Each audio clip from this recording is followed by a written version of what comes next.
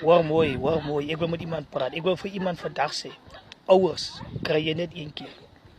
Maar 'n ouetjie, meisie, boyfriend, whatever, kry jy elke dag man. Waardeer jou vader, waardeer jou moeder. Laat jou daar verleng kan word. Enigiets, so geldsak, enigiets van jou, dat sal verleng word. Dat is 'n gebod met 'n belofte van God af. Laat jy jou vader en moeder waardeer. Sy moet hulle eer, respekteer.